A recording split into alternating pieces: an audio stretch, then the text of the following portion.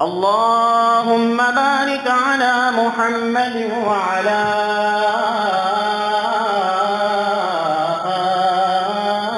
آل محمد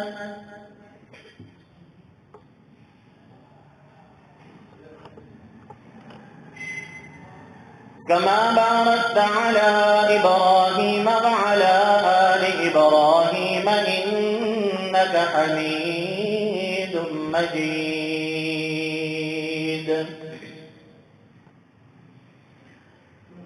أما بعد فإن خير الحديث كتاب الله وخير الهدي هدي محمد صلى الله عليه وسلم وشر الأمور محدثاتها وكل محدثة بدعة وكل بدعة ضلالة وكل ضلالة في النار.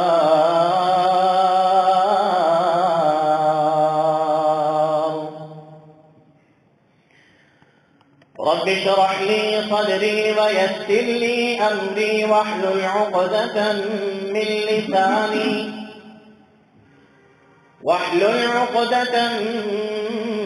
لساني يفقهوا قولي. سبحانك لا علم لنا إلا ما علمتنا إنك أنت العليم الحكيم.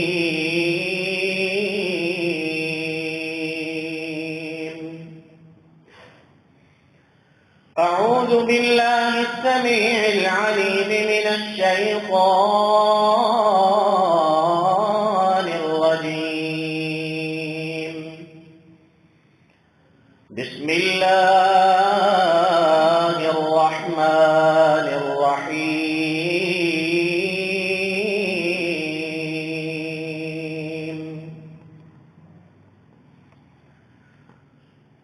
وآخرين منهم لما يلحقوا بهم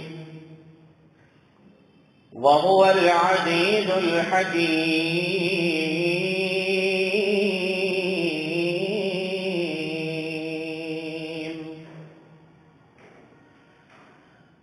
ذلك فضل الله يؤتيه من يشاء والله ذو الفضل العظيم.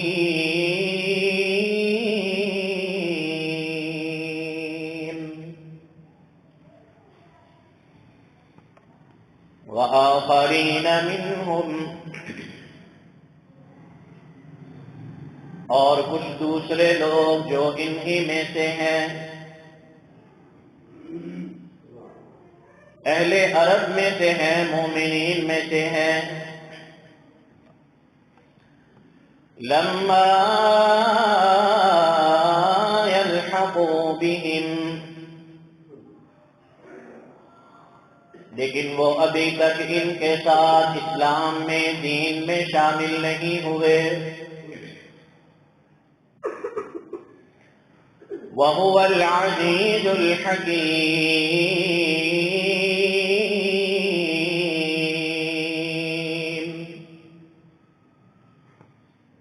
اور اللہ کی ذات غالب ہے، حکمت والی ہے.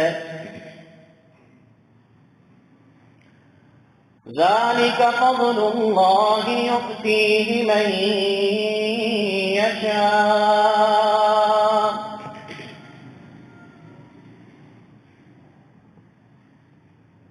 یہ دین، یہ ہدایت، یہ رسالت اور نبوت اللہ کا فضل ہے. جسے اللہ چاہتے ہیں اسے عطا فرماتے ہیں. واللہ ذو الفضل العظیم.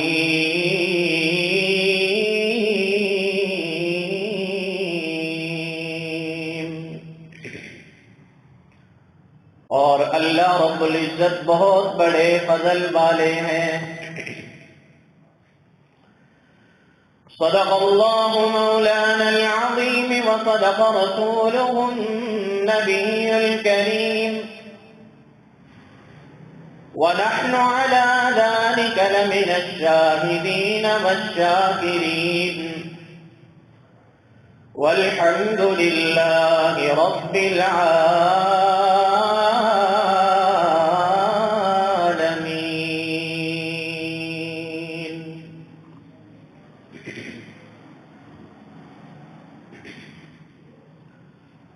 حضرات ذی وقار،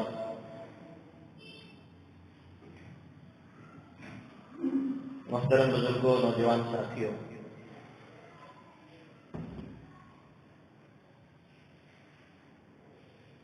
سورۃ الجمعہ کے پہلے تقریر اور بیان کا ایک حصہ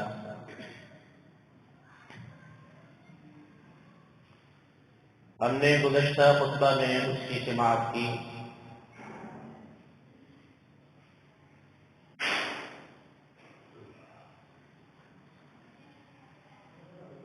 جس میں اللہ رب العزت کی طرف سے اس بات کا بیان اور اعلان ہے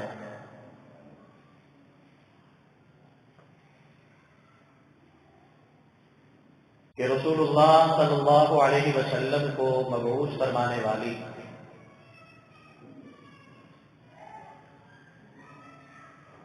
اور آپ کو شریعت اور دین اور کتاب عطا فرما کے لوگوں کی رہنمائی کے لیے مقرر فرمانے والی ذات اللہ کی ہے۔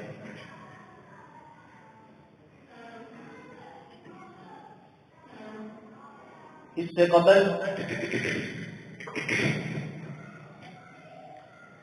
نبوت و رسالت کا،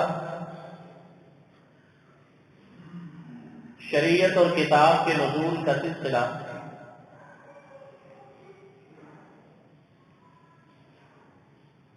غیر عرب میں تھا، بنو اسحاق میں تھا۔ اب اللہ رب العزت نے قرآن کے نزول کے لیے اور رسول پاک صلی اللہ علیہ وسلم کی بعثت و رسالت کے لیے عرب کو چنا ہے، اور عرب میں سے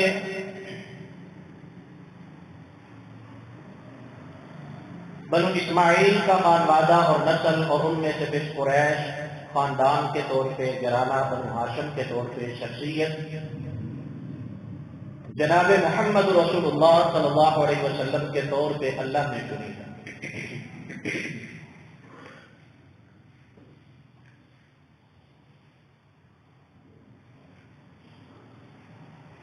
اور آپ کی رسالت، آپ کی شریعت، اس کے اولین مخاطب جو ہیں وہ عرب کے افراد ہیں، عربی لوگ ہیں، جن کو سب سے پہلے اس بات کا احساس اپنے رویے اور انداز سے ظاہر کرنا چاہیے کہ رسول اللہ کی بعثت، قرآن پاک کا نزول، شریعت اسلامیہ کی تعیین اور حدود کا تقرر، اس کے احکامات کا نفاذ اور نزول، یہ اللہ رب العزت کی طرف سے ایک بہت بڑا احسان اور انعام ہے، جس کی لمحہ لمحہ ہمیں قدر کرنی چاہیے، اس کا ہمیں شکریہ ادا کرنا چاہیے۔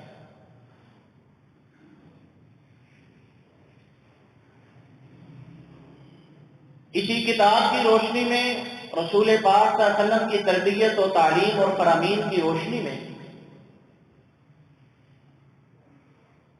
عرب کے لوگوں کو اپنے عقائد کی، اپنے اخلاق کی، اپنے اعمال کی، اپنے کردار اور اپنے زندگی کے ہر پہلو کی اصلاح کرنی چاہیے، تزکیہ کرنا چاہیے۔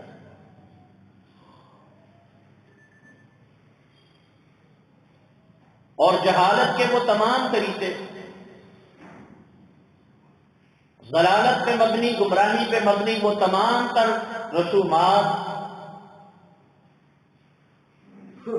ان کو ترک کر کے قرآن اور رسول پاک صلی اللہ علیہ وسلم کی ہدایت اور رہنمائی کی روشنی میں داخل ہو جانا چاہیے۔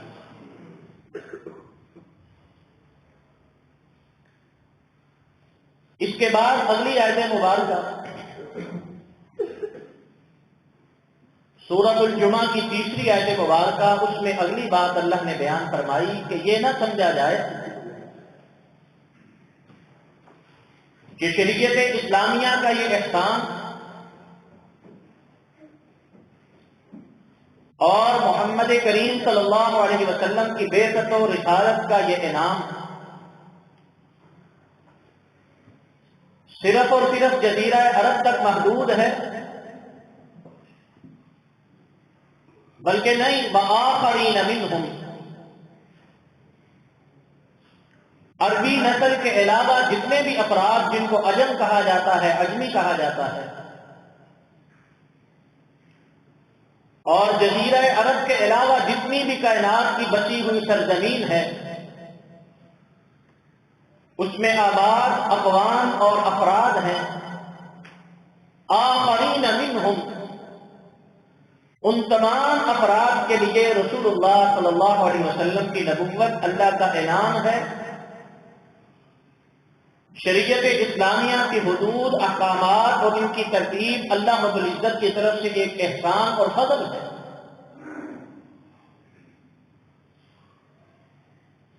قابل قدر ہیں وہ لوگ، بڑی ہی توصیف اور تعریف کے لائق ہیں وہ افراد کہ جنہوں نے جزیرہ عرب میں سے، خاندان عرب میں سے جب دین کو دیکھا، رسول اللہ کی بات کو سنا، انہوں نے اپنے آپ کو آباء و اجداد کی تقلید سے نکالا، شخصیات اور بزرگوں کی نسبت سے توڑا،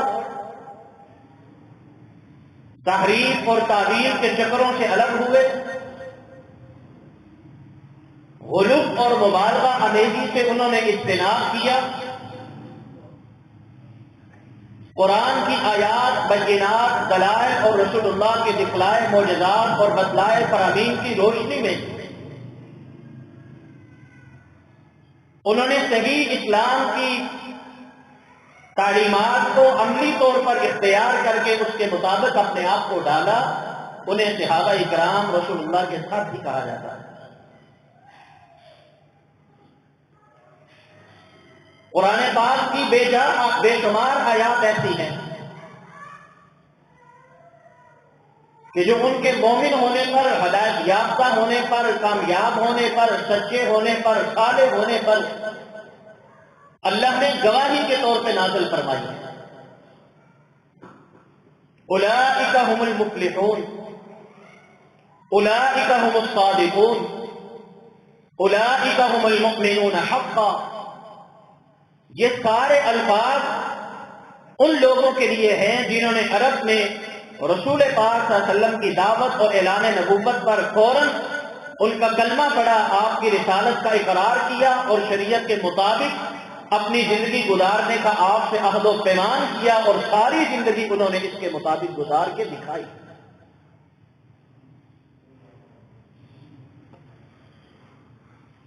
اب اگلا مرحلہ ہے ان لوگوں کا جو ان کے بعد آتے ہیں،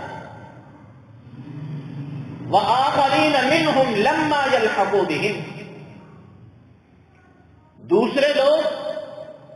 چاہے عرب کے بسنے والے، عجم میں رہنے والے، جنہوں نے زمانہ نبوت کا نہیں پایا، وقت نبوت کا نہیں پایا، رسالت کو اپنی آنکھوں سے نہیں دیکھا، لیکن پیغام ان تک پہنچا، بات ان تک پہنچی، کتاب ان تک پہنچی، دین ان تک پہنچا،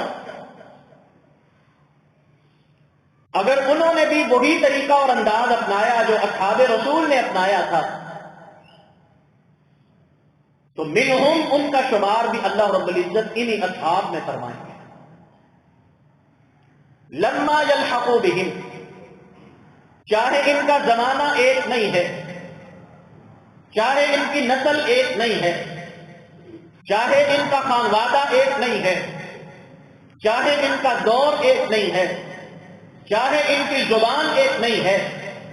لیکن اگر ایمان اور اطاعت کی راہ میں یہ انہی لوگوں کے پیچھے پیچھے چلے تو اللہ رب العزت ان کا شمار، ان کا مقام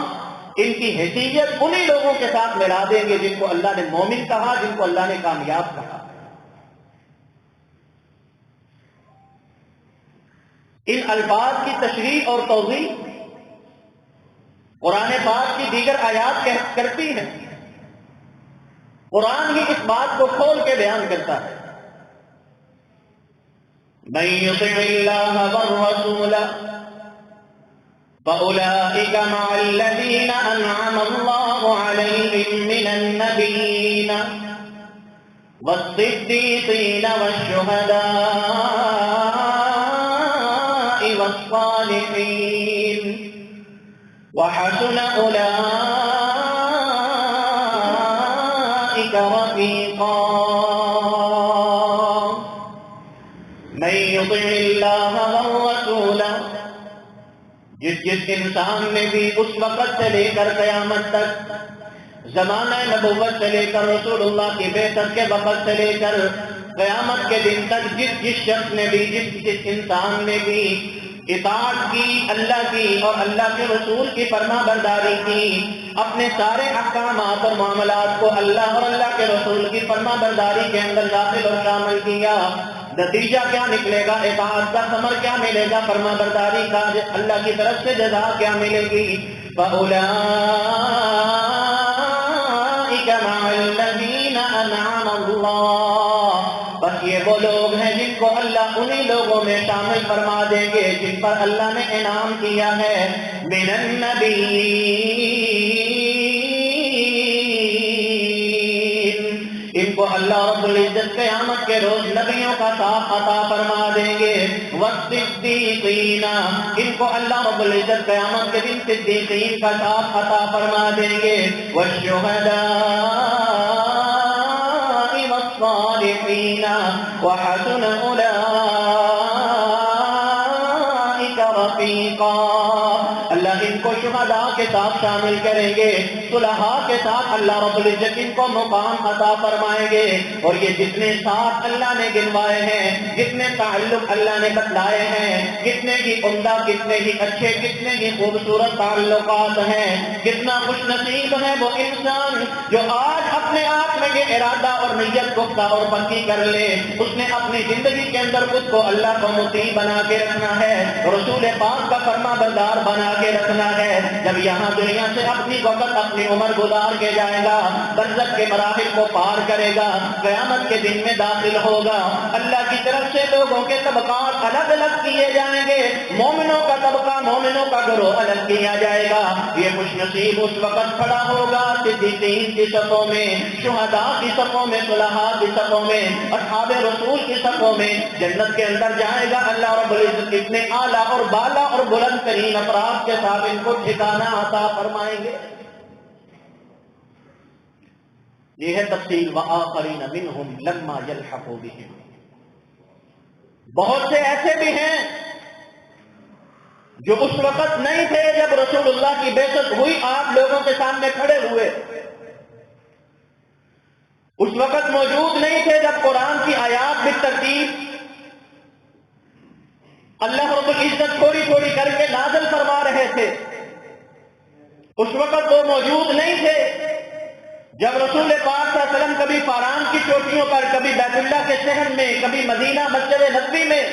کبھی منبر پر، کبھی گلیوں میں، کبھی بازاروں میں، جگہ جگہ کھڑے ہو کر اللہ کا دین سناتے تھے، اس وقت وہ نہیں تھے۔ لیکن بعد میں آئیں گے، اگر ان لوگوں نے بھی کسی طرح دین کی اہمیت کو سمجھا، دین کی اہمیت کو جانا،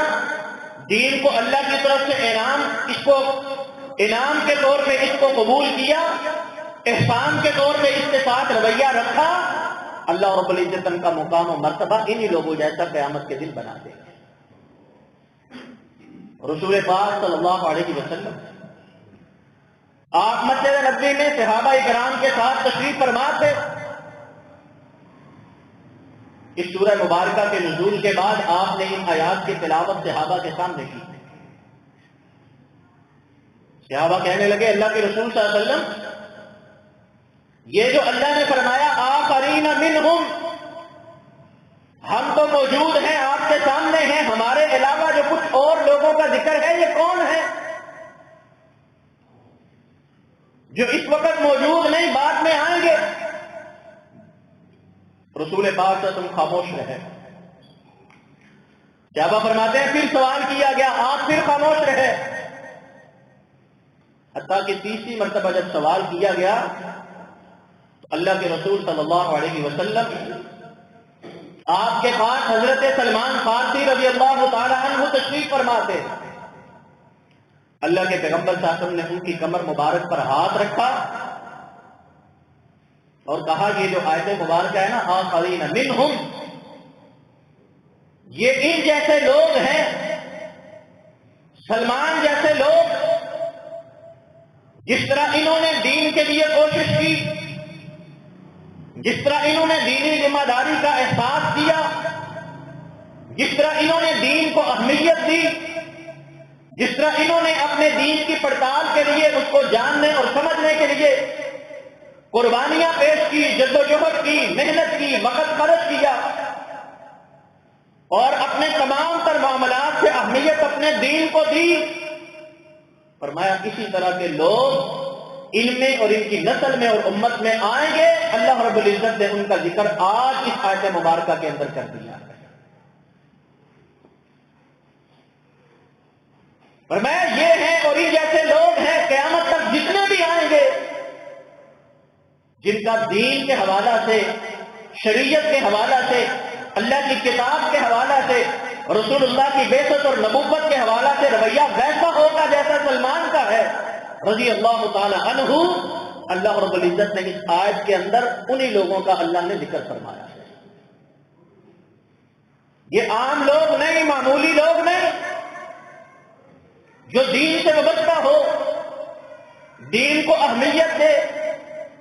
دین کو اپنی ضرورت سمجھے، اس کی انعام اور احسان کے اور نعمت کے طور پہ اس کی قدر کرے، اس کو سنبھالنے کی کوشش کرے،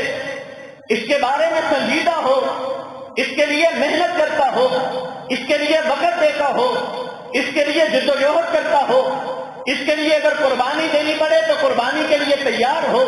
کبھی وقت قربان کرے، کبھی مال قربان کرے، کبھی اپنی صحت اور اپنی جوانی قربان کرے،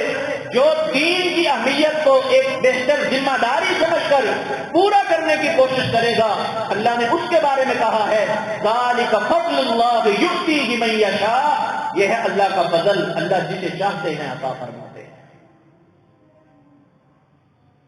یہ دین اللہ کا فضل ہے، ہر کسی کے نصیب اور قسمت میں نہیں آتا،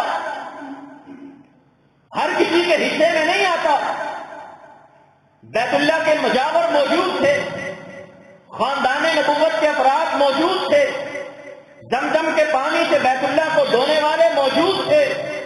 تورات کو چومنے والے موجود تھے، موسیٰ علیہ السلام کا کلمہ پڑھنے والے موجود تھے، انجیل کو سینے سے لگانے والے موجود تھے، لیکن یہ الفاظ ان کے لیے اللہ نے بولے نہیں، بلکہ ان کی اگلی آیت کے اندر اللہ نے مذمت بیان فرمائی اور تعریف کن لوگوں کی فرمائی جو ابھی پیدا بھی نہیں ہوئے، جو ابھی موجود بھی نہیں، جو آئیں گے پتہ نہیں صدی کے بعد آئیں گے، 2 صدیوں کے بعد آئیں گے، 4 کے بعد آئیں گے، 10 کے بعد آئیں گے، 14 کے بعد آئیں گے، 20 کے بعد آئیں گے، قیامت کے قریب آئیں گے، لیکن اگر یہ اوصاف ان میں موجود ہیں تو اللہ کے فضل کے وہ حقدار ہیں، اللہ نے اپنا فضل ان کو عطا فرما دیا۔ ایک اور حدیث مبارکہ، کیسا فضل، کیسی بلندی، کیسا مقام اور کیسا مرتبہ اللہ نے ان کے پیدا ہونے سے پہلے ان کے لیے لکھ دیا ہے۔ فرمایا ان من اصلاب اصلاب اصلاب رجال من رجالا، اے لوگوں جو افراد اس وقت صحابہ کی صورت میں موجود ہیں، جو عورتیں اور خواتین اس وقت صحابیات کی صورت میں موجود ہیں، جو اپنی نظر اور نگاہ سے مجھے دیکھتے بھی ہیں، میری باتوں کو سنتے بھی ہیں، میری تعلیمات سے آگاہ بھی ہوتے ہیں، ان کو یاد کرتے اور ان پر عمل کرتے ہیں۔ اصلاب اصلاب اصلاب رجال رجالا، ان کی نسلوں سے پھر آگے ان نسلوں سے اگلی نسل میں، پھر ان نسلوں کے بعد اس سے اگلی نسل کے اندر، پھر نسل در نسل چلتا ہوا یہ سلسلہ نسلوں کے اندر منتقل ہوتا جائے گا. ان مردوں سے ایسے مرد پیدا ہوں گے, ان عورتوں سے ایسی عورتیں پیدا ہوں گی جن کا کردار دین کے حوالہ سے انہی جیسا ہوگا, جو اپنے عمل میں, اپنے کردار میں, اپنے رویے میں, اپنے اخلاق میں, اپنے عقیدے میں انہی چیزوں کو اپنائیں گے جن کو تم نے آج اپنایا ہے. اسی طریقے کے ساتھ دین کے ساتھ وابستہ ہوں گے جس طرح تم دین سے وابستہ ہوئے ہو, اسی طریقے پر عمل کریں گے جس طریقے پر تم عمل کرتے ہو, اسی طرح دین کو اہمیت دیں گے جس طرح تم لوگوں نے دین کو اہمیت دی ہے. ایسے مرد بھی آئیں گے, ایسی عورتیں بھی آئیں گی, ہر دور کے اندر آئیں گے, ہر زمانے کے اندر آئیں گے, قیامت کے دن تک آتے جائیں گے جن کے کردار تمہارے جیسا ادا کریں گے. اللہ رب العزت ان کو اعزاز کیا بخشیں گے, اللہ ان کو مقام کیا بخشیں گے. یدخلون الجنت بغیر حساب, اللہ ایسے لوگوں کو بغیر حساب و کتاب کے جنت کا داخلہ عطا فرما دیں گے.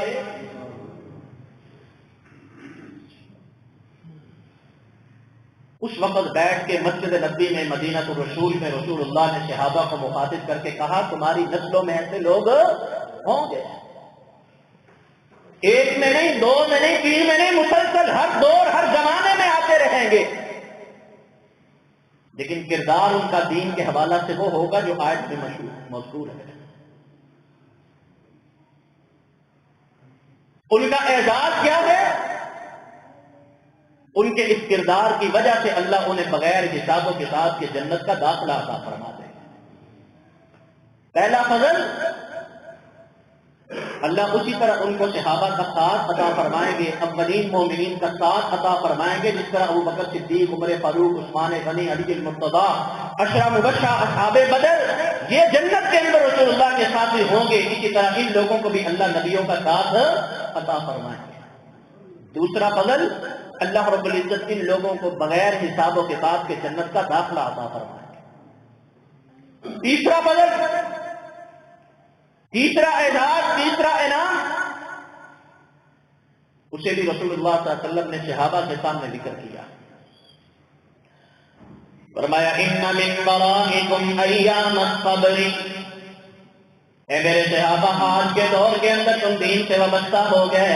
جیسے جیسے وقت گزرتا جائے گا, دور بدلتا جائے گا, نسلیں گزرتی جائیں گی, ویسے ویسے صبر کی ضرورت بڑھتی جائے گی, دین کے ساتھ وابستگی کی ضرورت بڑھتی جائے گی, دین پہ چلنا ویسے ویسے مشکل ہوتا جائے گا. دینی معاملات کے اندر چلنا ایسے ہوگا جیسے کوئی انسان اپنی ہتھیلی پہ انگارہ رکھے, اس انگارے کو ہتھیلی پہ مسلسل رکھنا جیسے مشکل اور ناممکن اور تکلیف دہ اذیت والا بن جاتا ہے, ویسے دین کے اوپر مستقل اور سارے معاملات کے اندر دین پہ چلنا اتنا اذیت اور تکلیف کا سبب بن جائے گا, اتنا مشکل ہو جائے گا. کس طرح؟ دیندار نظر کوئی نہیں آئیں گے, دین سے وابستگی کے افراد گنے چنے رہ جائیں گے, دین کی حیثیت و اہمیت اور دینی ترجیحات نہ ہونے کے برابر رہ جائیں گی. دیندار انسان کی حیثیت و وقعت وہ بالکل معاشرے کے اندر بے حیثیت ہو کے رہ جائے گی. اس طرح کے معاملات بن جائیں گے کہ جیسے انسان اذیتوں پہ صبر کرتا ہے, بیماریوں پہ صبر کرتا ہے, تکلیفوں پہ صبر کرتا ہے, جس طرح انسان مشکلات کے سامنے ڈٹ جاتا ہے, جس طرح انسان حوادث پہ صبر کرتا ہے, آنے والے صدموں پہ صبر کرتا ہے, اسی طرح دین پہ وہی کاربند رہ سکے گا جو نقصانات پہ صبر کرے گا, جو تکلیفوں پہ صبر کرے گا, جو تانوں پہ صبر کرے گا, جو اپنی ضروریات کے کم رہ جانے پہ, حاجات کے نہ پورا ہونے پہ, خواہشات کے نہ پورا ہونے پہ, عزت, نام, شہرت اور مقام کے نہ بننے پہ, بلند مرتبہ نہ ملنے پہ صبر کرنے کے لیے ڈٹ جائے گا. المتمسک فیہا, ان ایام کے اندر دین کے اوپر چلنا اسی طرح ہوگا جیسے مشکلوں کے سامنے صبر کرنا ہو جاتا ہے.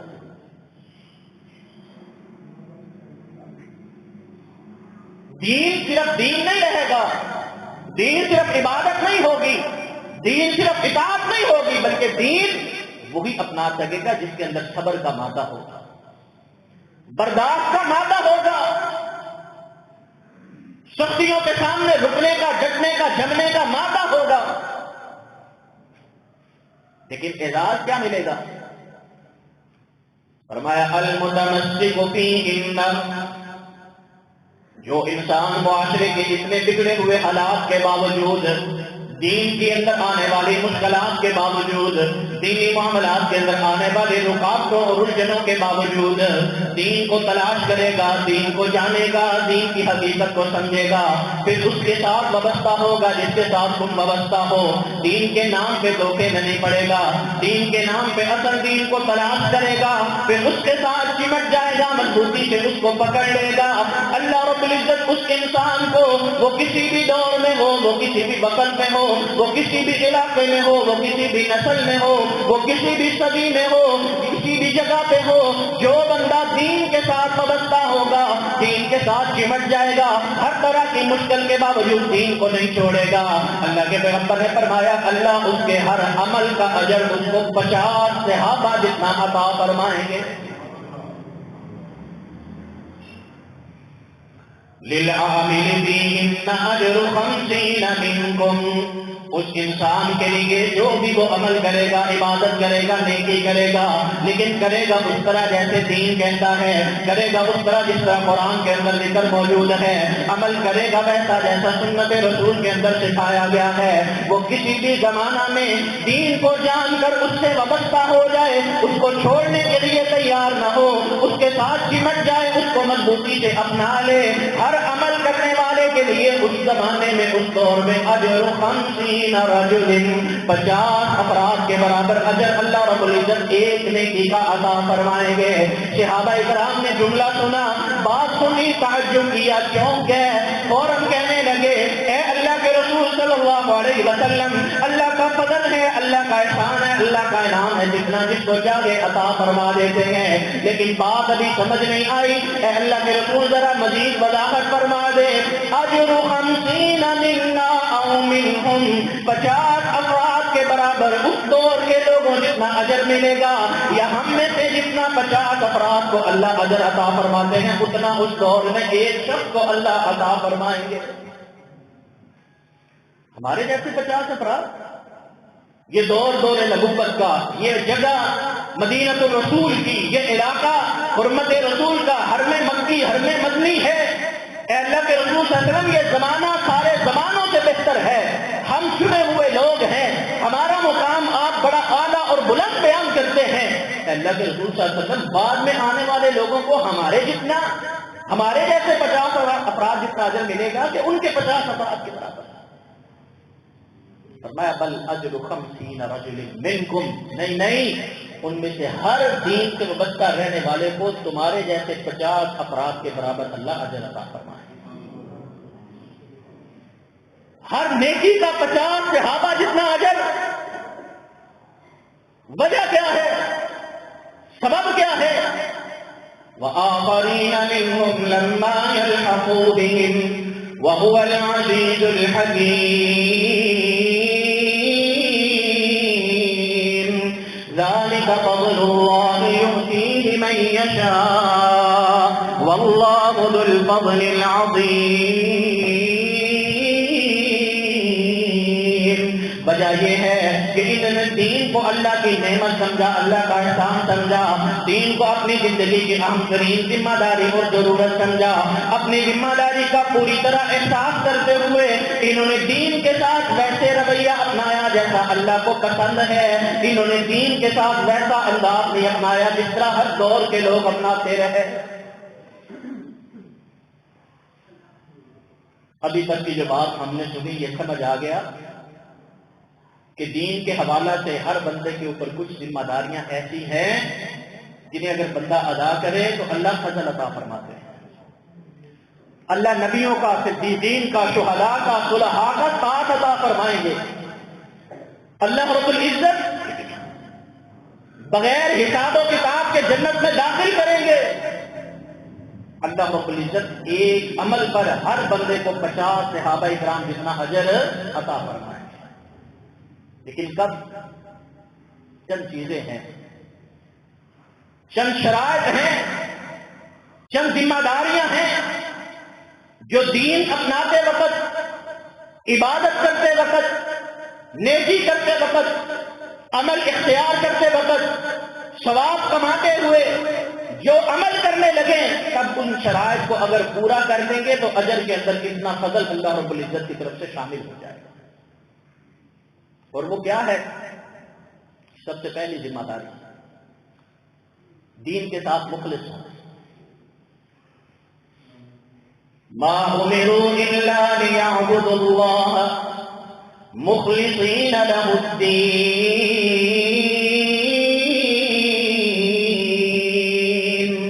ما امروا الا ليعبدوا الله۔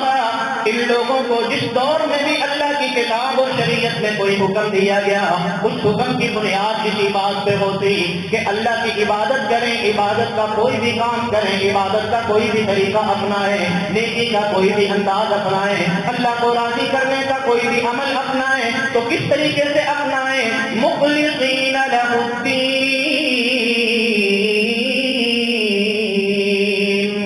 دین کو اللہ کے لیے خالص کرتے ہوئے اس عمل کو اپنائیں۔ یہ بات عمل سے ثابت کریں، یہ بات اپنے طریقہ کار سے ثابت کریں کہ دین کا سارے کا سارا سلسلہ خالص اللہ تعالیٰ سے وابستہ ہے۔ دین کے اندر کسی معاشرے کو دیکھا نہیں جائے گا، دین کے اندر کسی چودھری کی چودراہٹ کو نہیں دیکھا جائے گا، دین کے اندر کسی سردار کی سرداری کو نہیں دیکھا جائے گا، دینی معاملے کے اندر کسی علم والے کے علم کو نہیں دیکھا جائے گا، دینی معاملے کے اندر کسی گدی والے کی گدی کو نہیں دیکھا جائے گا، دینی معاملات کے اندر معاشرے کے زور اور معاشرے کی قوت اور طاقت کو نہیں دیکھا جائے گا، دینی معاملات کے اندر یہ بات نہیں سمجھی جائے گی کہ اتنے لوگ کر رہے ہیں آخر کچھ تو ہے تو اسی لیے کر رہے ہیں۔ دین اس وجہ سے نہیں اپنائیں گے کہ ابا جان بھی یہ کام کرتے تھے، دادا جان بھی یہ کام کرتے تھے، پردادا بھی یہ کرتے چلے گئے، اباؤ اجداد بھی یہ کرتے چلے گئے، بزرگ ایسا کر کے دکھا گئے، خدا نے ایسا کر کے دکھا دیا،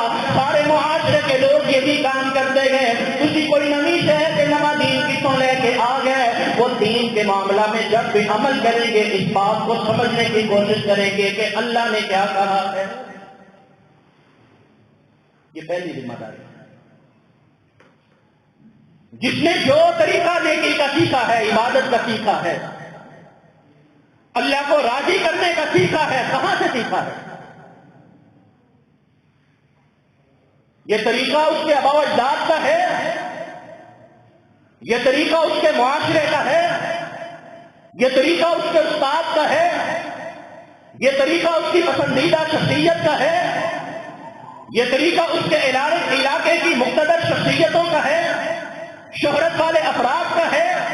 یہ طریقہ اللہ کی کتاب کا ہے، اللہ کے پیغمبر کا ہے، اللہ کے فرمان کا ہے، یہ طریقہ کس کا ہے؟ کیوں؟ اس لیے کہ ہر دور کے اندر دینی معاملہ میں جو سب سے پہلا فتنہ آتا ہے وہ یہی آتا ہے کہ لوگ دین کے نام پر ان چیزوں کو اپنا لیتے ہیں جو لوگوں کو کرتا ہوا دیکھتے ہیں، وہ چیزیں اگر اللہ کے دین سے شریعت سے ڈھونڈنے نکلے تو ملتی نہیں۔ ابراہیم علیہ السلام کے والد نیکی نہیں کرتے تھے؟ کیا وہ کوئی عبادت کے نام پہ کوئی طریقہ اختیار نہیں کرتے تھے؟ وہ اپنے اندر کوئی نیکی کا جذبہ نہیں دیکھتے تھے؟ اس لیے ابراہیم علیہ السلام نے اپنے والد سے، اپنی قوم سے، اپنے معاشرہ سے، اپنی زندگی کے آنے والے تمام افراد سے الگ ہٹ کر، کٹ کر، علیحدہ ہو کر ان سب سے سوال کیا، بتاؤ کرتے کیا ہو، کہاں سے کرتے ہیں؟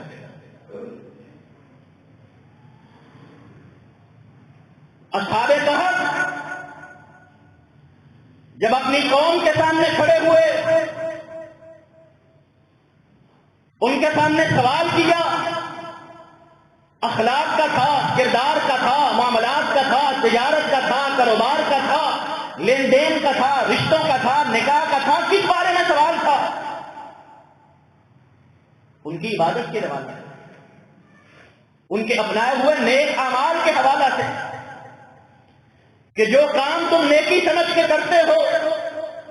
جو اعمال تم عبادت جان کے ادا کرتے ہو، جو طریقے تم نے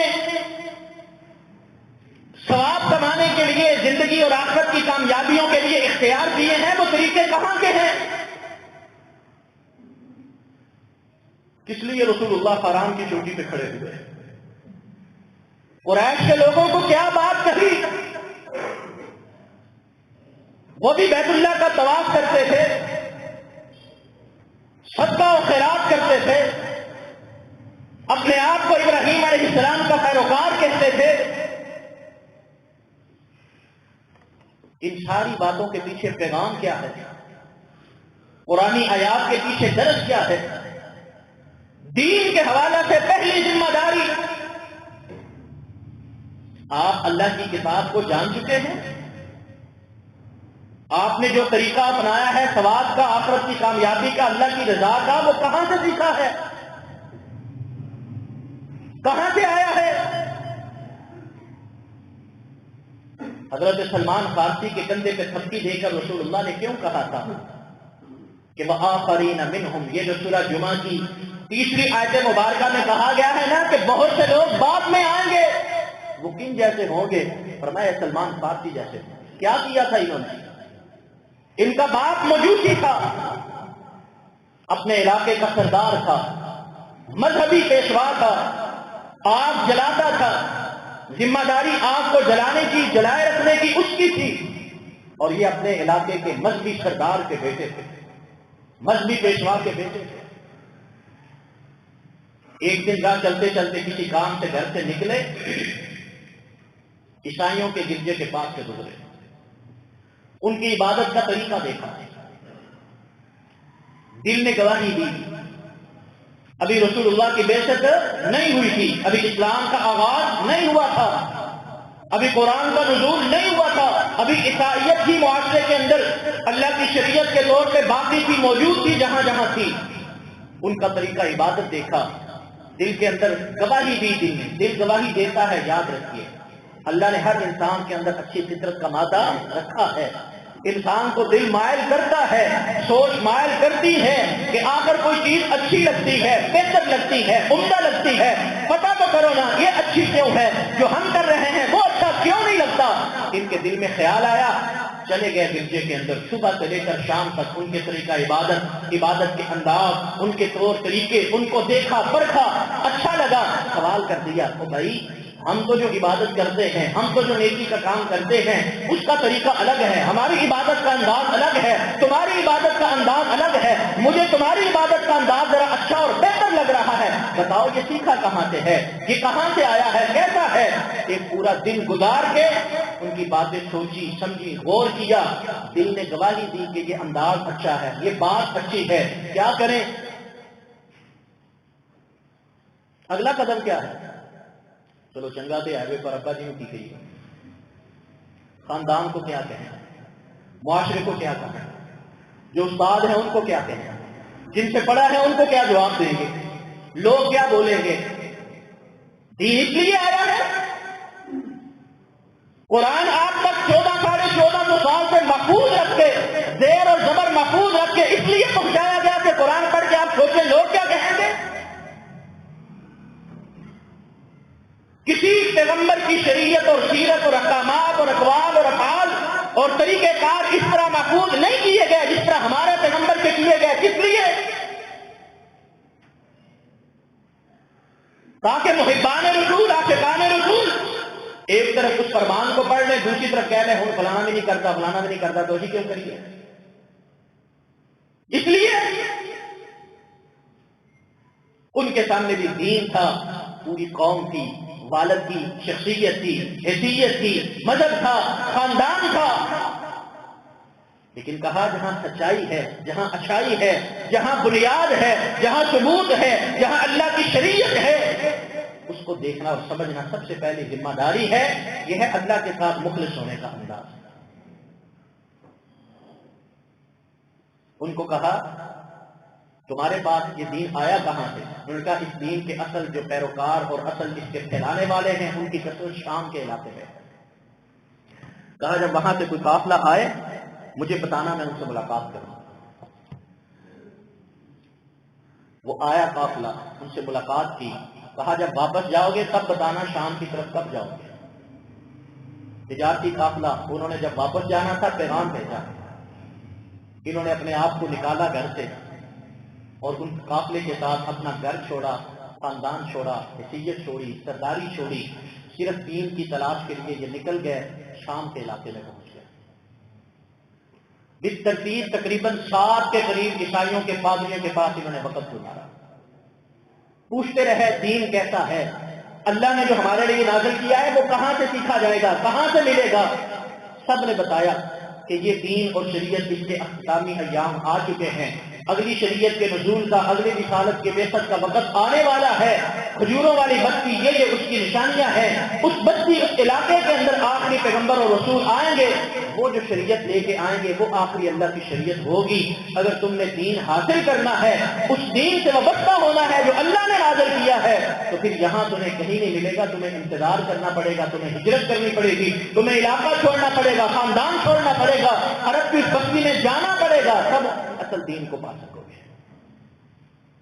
یہ پھر انتظار میں رہتے ہیں، عرب کے قافلوں کا پتہ چلتا ہے، آنے والے قافلوں سے رابطہ کرتے، پتہ چلا ایک قافلہ عرب کی اس سرزمین سے ہے جہاں کھجوریں تھیں، کہا مجھے بھی لے جاؤ، رستوں کا پتہ نہیں ہے، وہاں پہ کوئی واقف نہیں ہے، مجھے اس علاقے میں پہنچا دینا، جو مجھ سے لینا ہے میری ساری زندگی کی کمائی وہ لے لو۔ انہوں نے بات کر لی، کمائی بھی لے لی، اور آگے جا کر لوگوں کے ہاتھوں ان کا سودا بھی کر دیا، ان کو فروخت کر دیا غلام کے طور پہ۔ یہ بکتے بکاتے مدینہ الرسول میں پہنچے۔ ان کی یہ کاوش، ان کی یہ جدوجہد کس لیے تھی؟ آج قرآن گھر میں موجود ہے، احادیث رسول گھر میں موجود ہیں، قرآن کے درس ہوتے ہیں، حدیث رسول کے درس ہوتے ہیں، آج ہمارے گھروں تک یہ باتیں ہمارے سامنے پہنچ چکی ہیں، لیکن اگر ہم اس کے لیے مخلص نہیں، جو اللہ نے ہمارے لیے بھیجی ہے، جو اللہ نے ہمارے لیے محفوظ کی ہے، جو اللہ نے آج تک اس کی زیر زبر کو بدلنے اس لیے نہیں دیا کہ کسی دور کے اندر آنے والا کوئی کلمہ کو افراد فرد یہ نہ کہہ سکے کہ مجھ تک اللہ کا پیغام نہیں پہنچا، مجھ تک اللہ کی کتاب نہیں پہنچی، مجھ تک پیغمبر کا فرمان نہیں پہنچا، میں کیسے اصل دین کو پہچانتا، میں کیسے اصل دین کو پاتا، تو کوئی یہ اعتراض نہ کر سکے۔ اللہ نے ساری چیزیں ہم تک پہنچا دی ہیں، اب ہماری مرضی ہے ہم قرآن کو، رسول اللہ کے فرمان کو، دین کی اصل اساس اور بنیاد کو دیکھ کر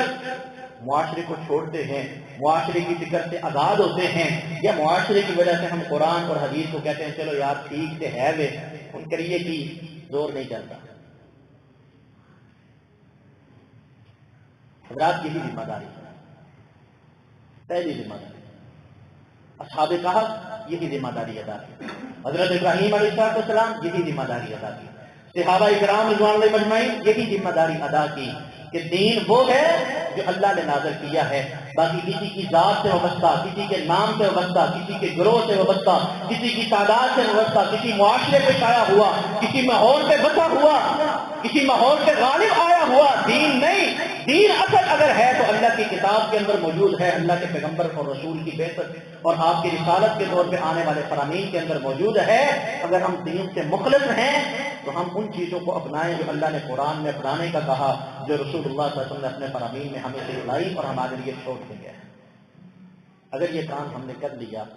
تو ہم نے دین کی پہلی ذمہ داری ادا کر لی، اور ہم اللہ کے فضل کے ساتھ اس آیت مبارکہ کے اندر شامل ہوں گے جو 1450 سال پہلے اللہ نے سورۃ الجمعہ میں نازل فرمائی۔ آخرین منہم، ابو بکر صدیق، آئیں گے لوگ آپ نے ان کو نہیں دیکھا، انہوں نے آپ کو نہیں دیکھا، لیکن جب فیصلے ہوں گے تو وہ آپ کے ساتھ کھڑے ہوں گے۔ اے عمر، اے عثمان، اے علی، اے عشرہ مبشرہ، اے اصحاب بدر، اے احد کے ساتھیوں، اے مکہ کے مہاجروں، اے مدینہ کے انصاروں،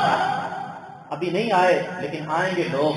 جو دین اس طرح اپنائیں گے جس طرح تم نے اپنایا۔ ابھی تک انہوں نے تم کو نہیں دیکھا، وہ تم سے ملے نہیں، لیکن جب اللہ فیصلے کریں گے تو ان کا شمار تم ہی اندر کریں گے، ان کو تمہارے ساتھ ملائیں گے۔ ذالک فضل اللہ، یہ اللہ کا ایسا فضل ہے